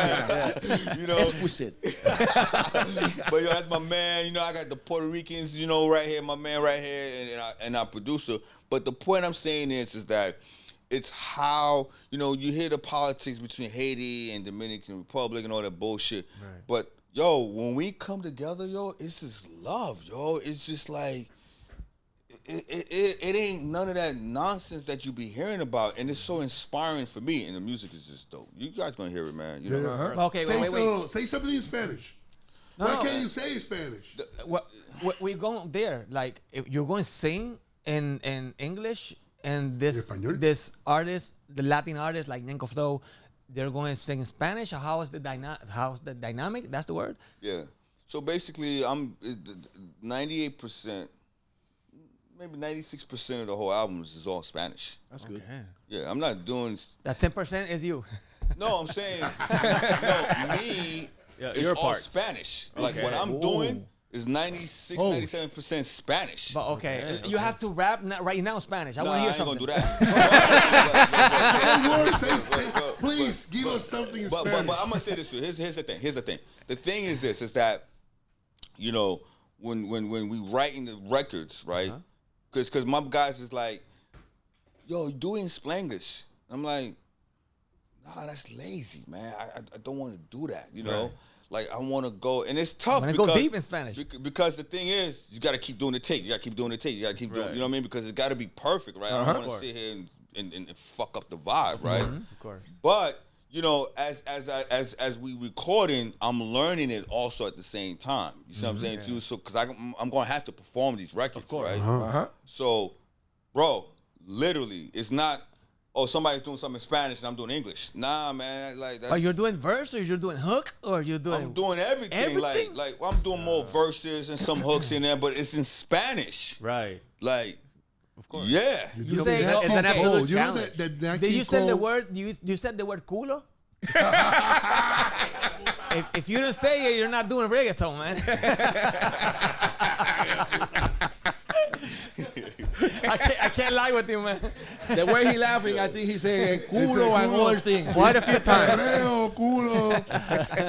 Yo, Dope, you know that Nat King Cole did some albums in full Spanish. He fell in love in Cuba and came into the Caribbean and did like 2 albums full in Spanish. I didn't know that. That's great. And he got hit records in Spanish. That's crazy. That's beside his whole catalog in English.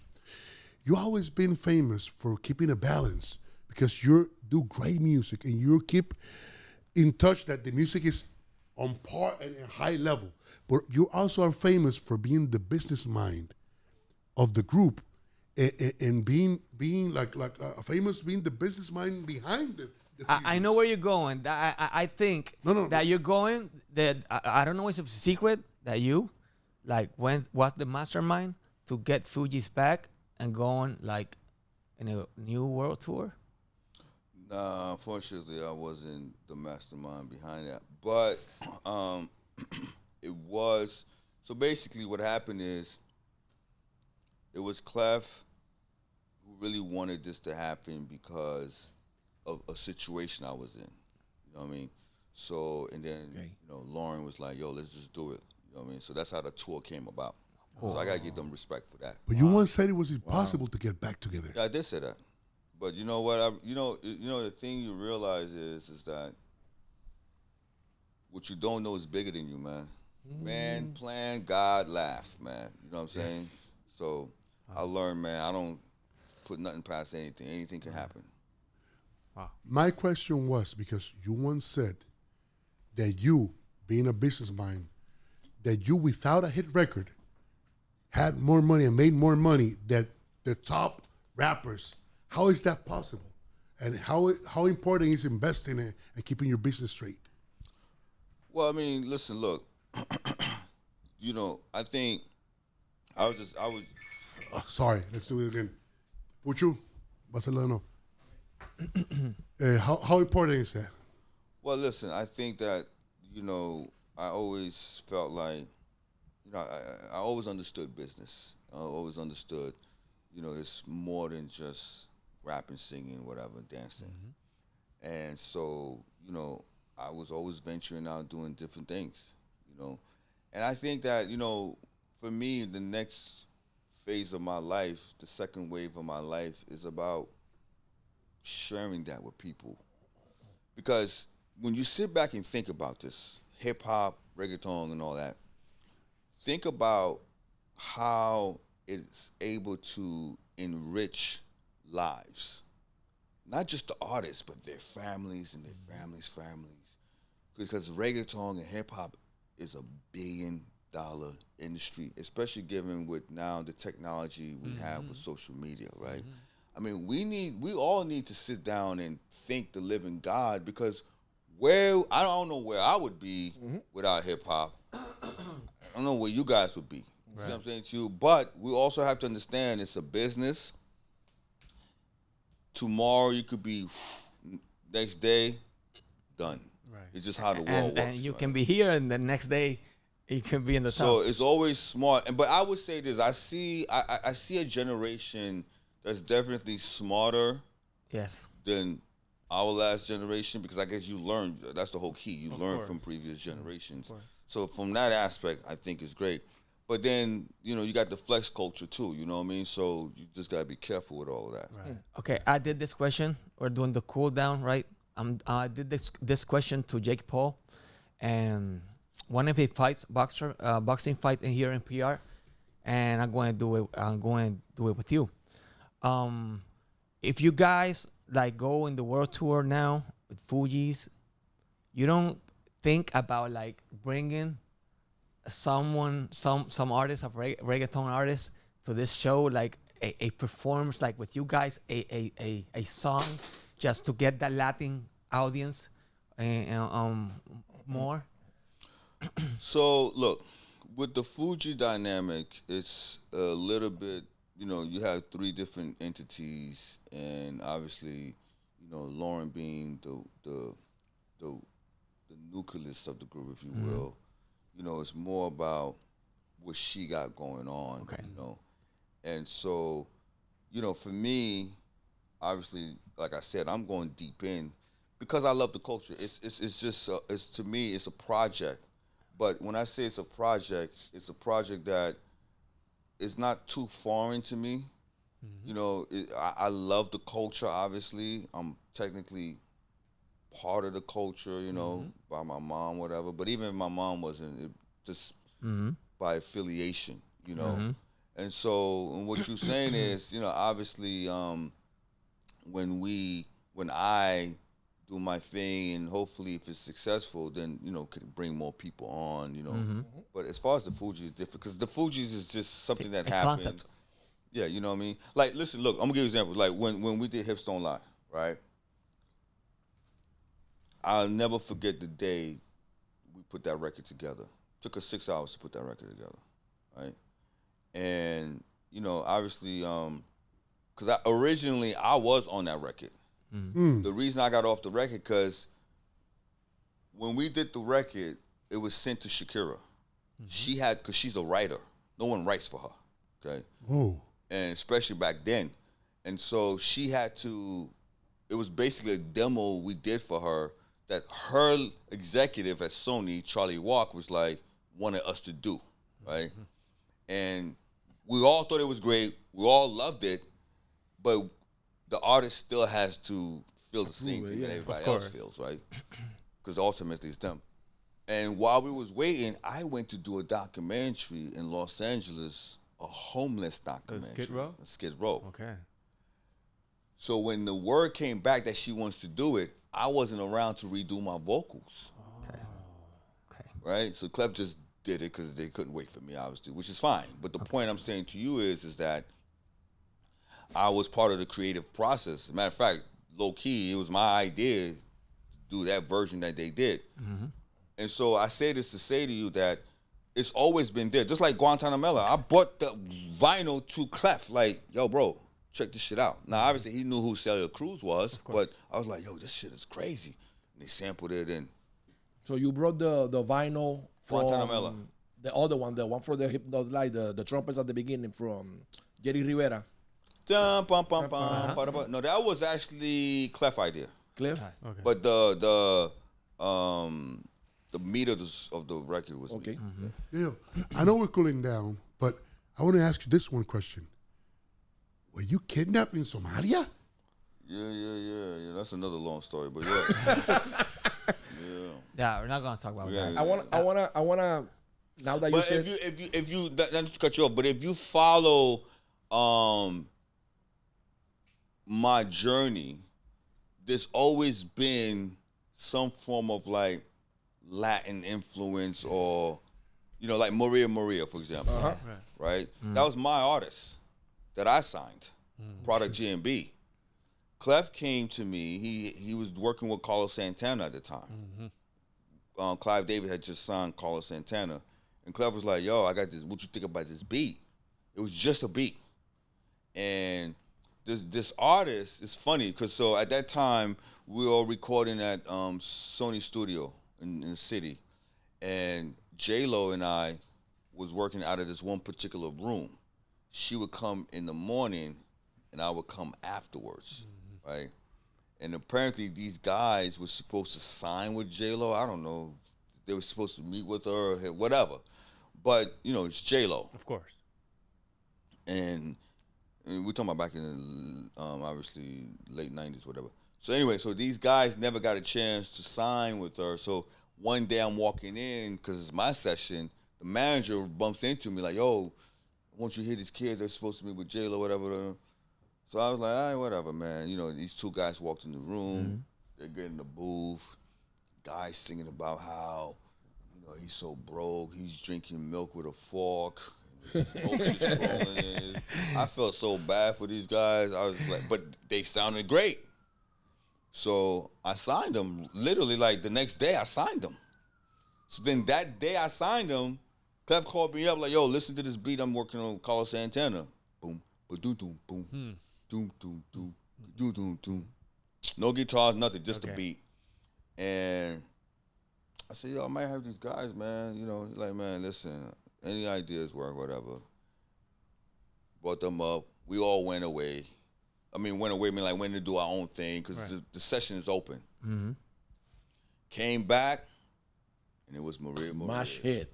Smash Wow. hit. Wow. I don't want to go without this. This is a trend topic right now, and earlier in the pre-production, we were talking about hip-hop and how we Latinos, Caribbeans, people from Trinidad and Tobago, Venezuela, Jamaica, Haiti, Dominican Republic, how we were involved in the beginning of hip-hop. Yes. Now, these days, we have these statements that are running over the internet, saying that hip-hop doesn't have any Caribbean inspiration, not Jamaican, not Puerto Rican, no nothing. That hip hop is actually only a creation for foundational Black Americans.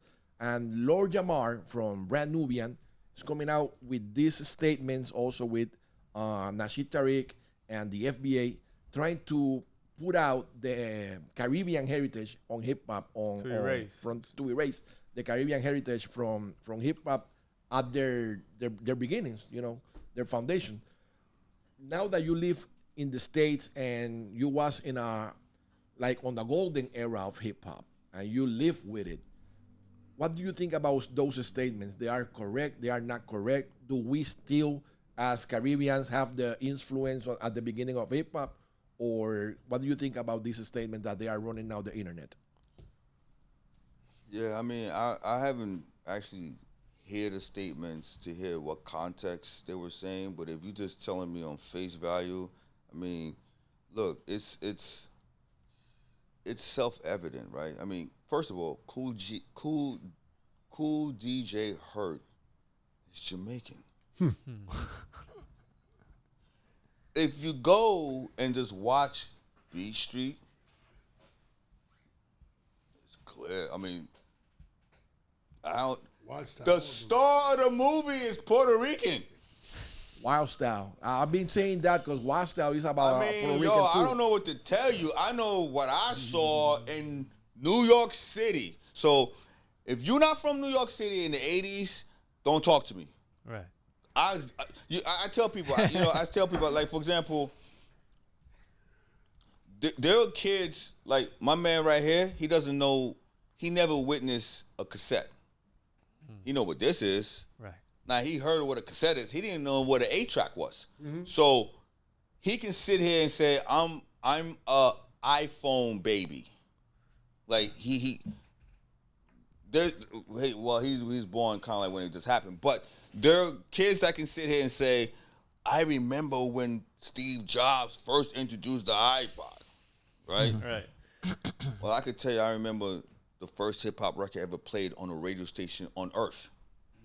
Not in America, on Earth, right? So I was there, and I saw Puerto Ricans, and obviously Black Americans, meaning like, I'm considered Black American, but my parents are from South America and Caribbean. Right. So that's Caribbean. Jay-Z, half Jamaican. Biggie, Jamaican. Like, yeah, we were born here and we got American influence, But I'm not from the South. I'm from New York. So New York is Caribbean. Right. It's just I was born in New York. Fat Joe. Puerto Rican. That's Big pun. Latino. Like, let's stop playing. So I don't know what you mean. It's just black. There's no such thing as black.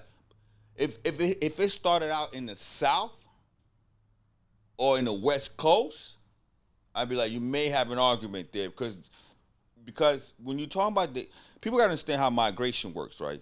So the South, most of the blacks down there, if you look all the way up to the 80s, are descendants of slavery. Mm-hmm. When the immigrants start to immigrate and migrate to America after World War II, late 40s, 50s. 40, 50. They were going to the north because that was easier for them to go to the city, right? So they went to New York. They went, Miami. They came to Miami late, right? Like the Cubans came to Miami in the 80s, the Jamaicans, the Haitians, whatever. So, but hip hop we know started in New York, the Bronx. Right. That's what I'm saying. I'm trying to explain this to I don't understand the argument. Now, if you said to me, where did human civilization started? Man, that argument could be anything because the last bone they found from 200-300 years ago was, it wasn't somewhere in Africa, whatever. So you can say, oh, maybe African. But that's not, there might be another bone from 500,000 years ago. They might find that shit in Iran or in Pakistan. So for now, we can say African, but that's still debatable because that's not the definitive bone. But when you're talking about hip hop, definitively, it's working. It's working. Cool DJ Herc was the first dude to put up the speakers. Like, first of all, you gotta even understand the history of hip hop. The DJ was the most important thing in hip hop up till without DJ, no hip hop. Exactly. So because why? Because in this after disco, there's a new transition happening. 80s is coming in. And if everybody knows, if you're from the East Coast, abandoned buildings, Ronald Reagan's the president, and Burning Bronx. Coming out of inflation, and this young generation, which is our generation, if you're my age, trying to figure out, we're kids, we're trying to figure out, a little bit, the generation before me, trying to figure out, what are we gonna do? So everybody's at the park. After a while, you're like, yo, damn, I need to hear something. Like, somebody came up with the idea with some big speakers, take some electricity, and you know what people don't know? How hip-hop came about? Because R&B, thank God for R&B. They used to make 8-minute songs. And they had this break where motherfuckers just like, all right, let me go get to the kitchen, let me go cook, and then the nigga come back and sing out that fucking 4-minute break, right? So the hip hop guy will rap over that. Throw your hands in the air and wave it like you just don't care. The crowd start loving that. I'm gonna give a perfect example, not to show you how things come about. Do you know how movies came about? I'm gonna tell you how movies came about. And this is similar to hip hop. So in the 20s, you had silent films, obviously, right? So people used to go to the theaters to watch live, what we call like now Broadway, right? So a motion picture. The intermission was a 15, 20-minute intermission, and that's where they would play the silent films. That was the intermission, why people go get, right? What happened is, after a while, people were like, it's kind of hard. Like, I don't want to go. They start seeing people staying for the 20-minute intermission. That's how motion pictures became movies. That's why it's called movie theater. It was first just a theater. And people just loved the 20 minutes and they expanded it. That's how that movies came about. So when you talk about hip-hop, it came about because the break was the hottest part of the R&B part, and somebody's just doing their swag on it, and boom, that's the birth of hip-hop. And like I said, you can clearly identify what happened. There's a history like right there. So for you to sit here and say, because when I see that person that's not white, but that's light skin, that motherfucker is Hispanic. Mm-hmm. Like, there's pictures, there's evidence. And crazy legs. Like, I don't know what you're talking about. Now, I hope they're not thinking just because you didn't see that many MCs. Rappers, MCs. But they still contributed to the culture. Right. Yes. I don't know if you are agree with me. I I don't know if you are agree with me, but what I'm saying is, like, in this topic, the way I see it as a historian is that actually hip hop cannot be contributed to any race, because hip hop is what Attributed is the word. Cannot be attributed to any. No, to any race. That's what I'm saying. Because I think it was like a social political event that was going on. Like you was saying before, the burning Bronx, the homeless, unemployment things going on everything at the in the city. And I think the gangs activity, I think that all that create the atmosphere to the people, like transition from all those problems to create something to fight against that, which was in an art form called hip hop. Right. But I think that a lot of ethnic people, different ethnics like Puerto Rican, Jamaicans, Afro-Americans, even white people, I would say, they get together and form this big. Yeah, I mean, everybody influenced, right? But if you ask me, just my opinion, I would say, forget it. Okay, look, man. Whether you Haitian, Jamaican, Guyanese, whatever, let's call that group black. Yes. Mm-hmm. Whether you Puerto Rican, Cuban, Dominican, let's say that's Hispanic. Mm-hmm. So if you ask me, hip hop was created and contributed by blacks and Hispanics. Yes. And now globally, you have Russian rappers, you have, obviously English rappers, you have Asian rappers. Cool, they adding their vibe, they doing it, they borrowing from us and they doing their own vibe of it. But hip hop as we know it was created by black and brown. Period. Yes. There's no question about it. I don't give a fuck. That's great. Okay, we have to finish. That's very sorry for the audience, because this has been a very great podcast of history, of the things that coming up in your career, Fugees stories. You talk about everything, man, and we are very grateful for your visit here. Honored. In Backstage Studio. Arembo, Prado, Ferdie, Aldo's not with us today, but he's part of the panel too. Mm-hmm. He's in vacation. So thanks also to the production team, all you guys, the Dominic, Republic Dominic, and Ecuador too in the house. Mm-hmm.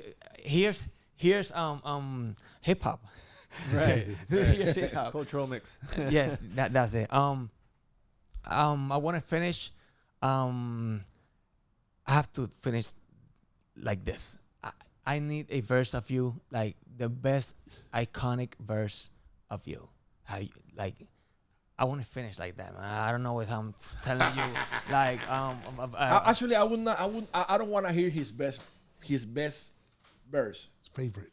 I want to hear his favorite hip hop verse from his favorite hip hop artist, other than Fugees, which is better.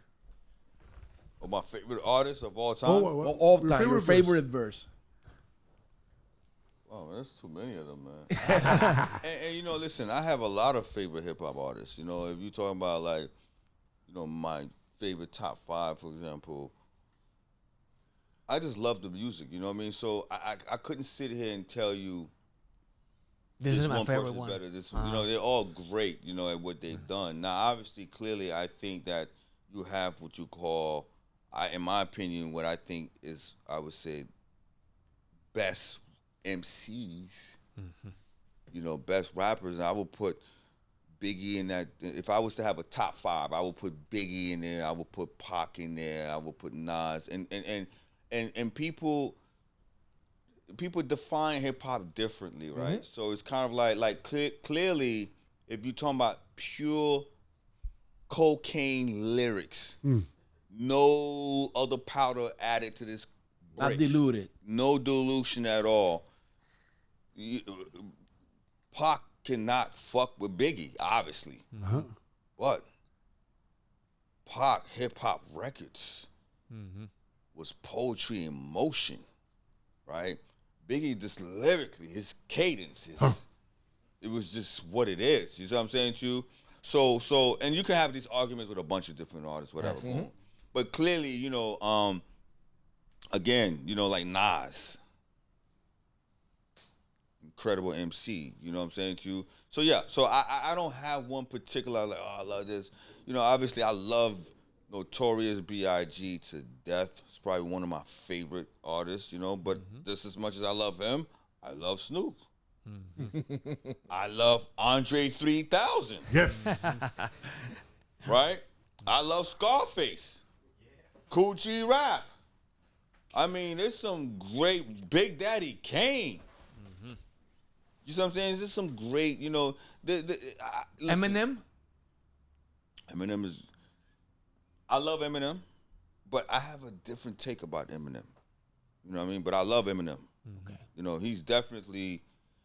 you know, the problem, I think... Eminem's like Sushi. You say sushi? What do you mean? Yeah, no, it's like a different taste. It's like not it's not a different taste. What he's definitely... Look, lyrically, he's insane. But he's definitely different from what we know, right? We're accustomed to it, obviously, because there's nothing like him at all out there, ever, right? Mm-hmm. So I think that put him in a whole different box. But then you have a lot of question that comes along with it also. It's like, is it unfair for him the way some of us judge him because of his race? Exactly. You see what I'm saying, too? So there's a debate about, well, if he wasn't white, would I love him the same way, or would I give him more love? You know what I'm saying to you? So I think that's unfair to him. But if you ask me personally what I think of him, I love him. You know what I'm saying? I think he's great at what he does. I would say he's a great lyricist, you know?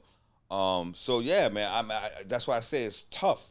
Right. You know, like I got one of his records that's like one of my favorite records of his, you know what I mean? But that's just me, you know what I'm saying to you? So I can't say that he's not in that conversation. He obviously is, you know. Again, there's just too many, man. I'm just a fan of... see, here's the problem with me also. I'm a fan of hip-hop, and I'm a fan of music, right? And so those are two different things. Mm-hmm. There are people who are just fans of hip-hop, and that's it. Mm-hmm. Yeah. And there are people who are just fan of music, that's it. But you're both. I'm both, meaning like, I could sit here and like my playlist is great. Like, dude, let me tell you something. Like, if I'm dating someone or a girl will come over, you vibe and whatever, I'll put on my playlist, and I swear to God, every girl always be like, "Who created this playlist again?"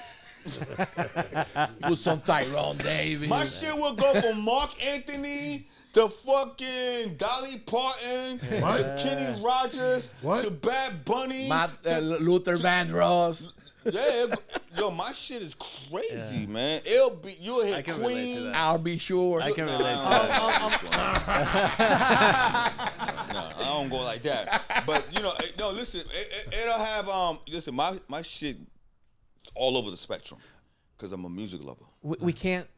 I want to finish, man. Sorry. Sorry. I know we got. I want to finish. Excuse me, you guys. I want to finish. You guys consider like J-Lo, Jennifer Lopez, like a hip hop singer, or you guys like doesn't like consider her like hip hop? I don't know. This is because when you say guys, what do you mean? Because she. When you say you guys, you talking about me specifically or people in general? No. Hip hop culture. Yeah, hip hop culture. Like. I mean, we can say it like. Listen. She's. What do you call that? An honorary member. Okay. Oh, God. Right. Cool. Okay. Right, but she's not like Mary J. Blige. Oh, Right. Now, but I would say this to you. Listen. Obviously, Jennifer Lopez is a mega superstar, right? Uh-huh. And so what happens is when you get to that level, there's certain things that just kind of like dissipate from you. Okay. Yeah. Remember, J-Lo started out as a backup dancer for In Living Color. She was a fly girl dancer. Yes. Right? So she's from the Bronx. You know what I'm saying to you? Now, obviously, you get to a level where now every time you move, it's like you move like a president. You know what I'm saying? Too. Right. She has like 20 people she move around. So your purview become 40,000 feet instead of 4,000 feet. Right. Right. So, but J-Lo is an honorary. You know what I'm saying too. I think she's. I mean, clearly now she's what it is. Right. Right. But I can't go. Excuse me, Ferdie. I can't go without your 5. You told before, like, if I tell my 5 favorite artists, like, can you tell me the 5 woman artists, like female artists in the history, like how hip hop or no hip hop. Hip hop.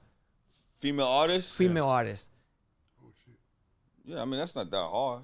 It's not that many of them. Right. It's only been like 20. Hip hop, like rap or R&B. Hip hop.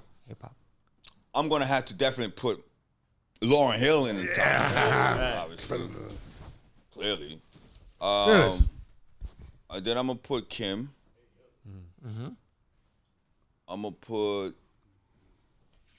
Foxy. Mm-hmm.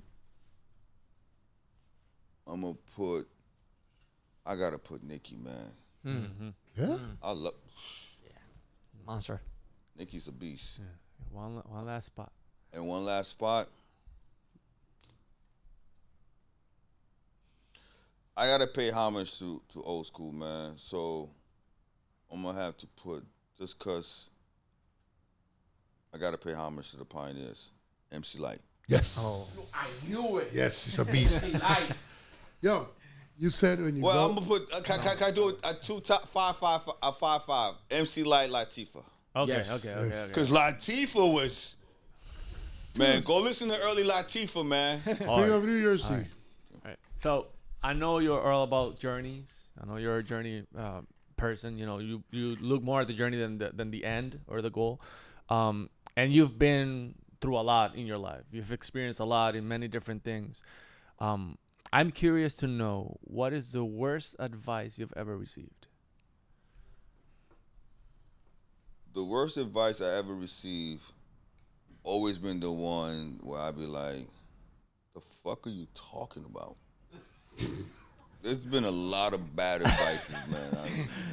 It's just what it is, because you know why? Opinions are like assholes. Everyone has them, man. Sometimes you goes like, why he give me that advice? This motherfucker tried to set me up. Let me say this to you real quick. When you're going through your journey, it's like when people say, I'm going to a therapist, right? You know what makes a great therapist? They tell you everything that you already know, right?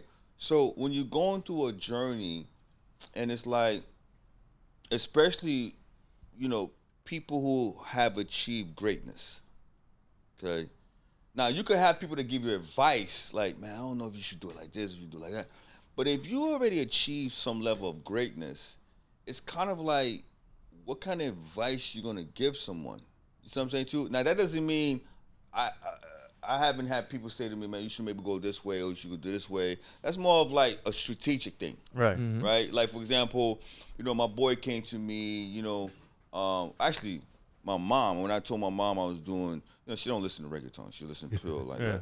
But I was like, I'm because I felt good telling my mom, and then there's an election in Venezuela, so like my aunts and them are heavy into that. So I'm like, yo, I'm doing a Spanish. You don't say reggaeton. I was like, I'm doing like a Spanish record. My aunt said, yo, whatever you do, man, just make sure I can understand what the fuck you're saying. I want to know what you're talking about. That's dope. That was dope. You said about J-Lo that when you are that big, but you got to do different things, and it gets like watered down. But you've been there. You've been that big. Not J-Lo big. You were huge. You were We everywhere. were huge, but J-Lo's a mega. I'm trying to give you a compliment. I'm trying to tell you that I appreciate you it. never watered down your music. Well, you never watered down It's your. different because I don't have a glam squad. I don't. You know what I'm saying? Like you said something very interesting about the reggaeton artists, and we got to go. You like how we were talking about LL Cool J, how they did they'll do a great love record, and then do a street record. You know why is that? Because the Latin culture accepts that. Where in hip hop, there's this thing about the machoism. Like, if you gangster, you can only be gangster. If you sing rap, you can only sing rap, right? It's like this stigma in this culture, hip hop culture, that's so crazy. Now clearly it's starting to kind of like dissipate. But what I'm saying to you is, a lot of people, once they get to a certain level, they can't see below. You know what I mean? Like, it's just kind of like talking to a CEO of a company. Like right here, you in Puerto Rico, right? Like, some people in the government don't really understand the struggle of what's going on in these streets. They can't comprehend it. It doesn't make sense to them. It's like, because they're so far up, right? It's very seldomly that you find people that's able to kind of like bridge the gap. You know what I mean? And so it's just hard. And this is not to take anything away from J-Lo, because she's brilliant. I love what she is. She's a superstar, right? But would I say she's Whitney Houston or Mariah Carey? Fuck no, she's not. But she doesn't have to. Right. Not everybody needs to be that. Right? It's just what it is. If she felt in her heart, by the way, why would J-Lo care about the Bronx? Exactly. She's in Hollywood. For what? It's not going to do absolutely nothing for her, because the hardcores in the Bronx don't even want to hear that.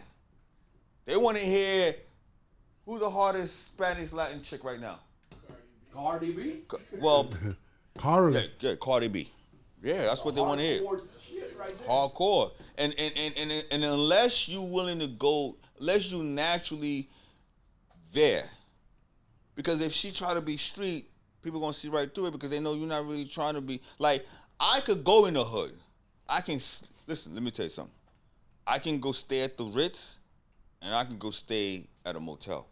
Now, I don't stay in motels, but I'm saying if I had to, That's what I'm saying. I could be comfortable because I'm just that motherfucker. Right. But there are people, they get to a certain place and they've been there for so long, Right. they can't fathom the idea of like less than where they are. Right. You know, and I'm not saying it's bad or good. It's just who they are. And especially when you're a woman, bro. It's like, it's that much more difficult. It's about security. It's about your glam squad. She gets up in the morning. She got to look a certain way. She can't even make a phone call unless she looks a certain way. And they have the nerve to call us ugly. That's crazy. But you guys, no matter how big you are, you being about the street, about the hoods, about the Caribbean, about your people, about the culture, and you never change. The three of you. I can't speak for the other two. That also because I travel to places that I've been kidnapped in Somalia. I've been in Yemen when they blew up the embassy. I've been to North Korea. I've been to Abu Dhabi. To Baku. I've been to Armenia. I've been to Iran. I've been to like Africa. I've been to the Caribbean. So I naturally, I'm an empath, and I connect with the culture. I connect with the streets. Again, would I go live in those conditions? Thank God I don't have to, right? I'm wearing $100,000 watch. Like, it's just the lifestyle. But at the same time, I know how to adapt, because that's who I am innately in my DNA. Right. Some people, that's not what they are. Once they leave that situation in their mind, they don't ever want to come back there to remind them of how difficult. Because listen, when you're not there, man, it's a difficult place, man. It's tough, man. Like 12 eggs cost like $10 in New York City.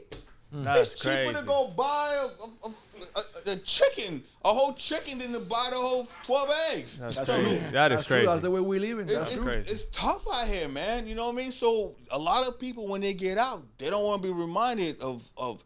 For me, it keeps me grounded. It also shows me how fortunate I am. Yeah, it humbles me. I'm fortunate. Dude, no matter what I'm going through, I may complain. Yo, I ain't like the way I got to order the color of this car right here. I don't like this. Bro, at the end of the day, all of this showed me I'm so fortunate, bro. Period. I'm grateful just to be sitting here talking to you guys. That's awesome. Thank you. Listen, we appreciate you. Appreciate we you. appreciate your having some time with us. This has been a real treat. I'm speaking for all the guys. This has been an amazing opportunity for us. So thank you again for being here with your crew, with everybody, man. It's been a blessing for us as well. So everybody, a round of applause here for Pras. This has been an amazing podcast. Everybody subscribe, and we'll see you on the next one. Esto fue Base y Fundamento. Diablo. Fue.